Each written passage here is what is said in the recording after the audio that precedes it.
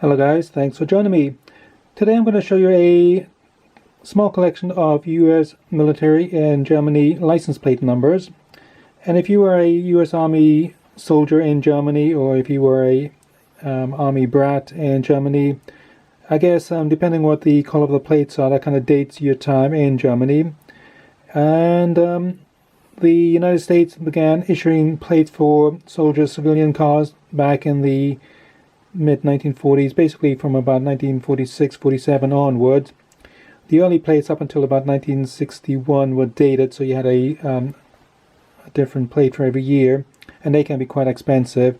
These ones here are slightly cheaper, and they're from 1962 till 2002, so it covers the end of the Cold War and the up until the turn of the millennium. Anyhow, this is my earliest plate that I've got. It's the red one there.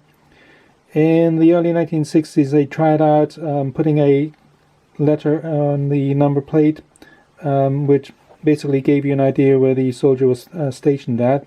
So I've got an H here, which is for Heidelberg. But after the mid-1960s, there were so many cars being requiring license plate numbers, they had to change the format of the license plates. So they no longer denote the garrison after 1966. But anyhow, this is the earliest plate that I've got. Quite a nice red one. So this is basically from the early 60s, from about 1962 till about 1966 or thereabouts. And from there until the early 1970s, they changed the plates to that kind of light green with the silver letters and numbers. And as you can see, there's double letters now. As I say, there was a huge increase in cars being used by soldiers. In the 1970s, for example, there were 250,000 soldiers alone in Germany, so there were quite a lot of cars in use, and you can't really tell where the garrison town would have been for the license plate number that was issued from then on. Anyhow, it's quite a nice plate that I've got here.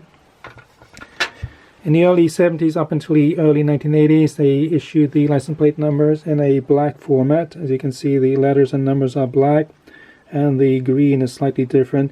You can't really see it, but the license plate numbers are actually slightly reflective. So if you have headlights shining on them, they do reflect quite nicely.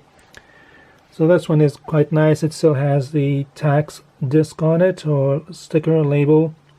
And as it says there, it expires, or verfällt in German, March of 1982.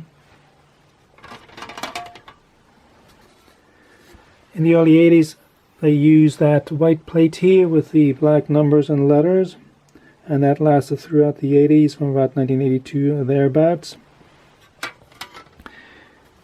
And then the black and white format here was introduced in the 1990s sometime, and that lasted up until 2002, and that's the end of my collecting field. I don't collect any plates after that. Basically, after 9/11 especially, the plates were changed to German civilian plates to prevent terrorists identifying American service personnel by their license plate numbers. Basically the same way the British changed their plates in the 1980s after several of their soldiers were killed in Germany by the IRA because they could identify the British military plates. So the Americans did the same after 9/11. So that's basically the last American-style license plate number that was issued in Germany. And now I got these two here, and these are slightly more special to me. They're personal items. And these were the plates that came off my father's car that we had in Germany. That was our family car's plates. So I lived in Germany in the 1970s, so my plates are green with the black letters and numbers. I'll add a couple of photographs of our family car with the plates, just to show you the car that we had in Germany. But anyhow, that's my little collection. So mostly of Cold War and slightly after plates. They're not expensive, but as I say, the earlier plates with the numbered plates are quite expensive now, but my main interest is basically from the 1960s and 1980s period.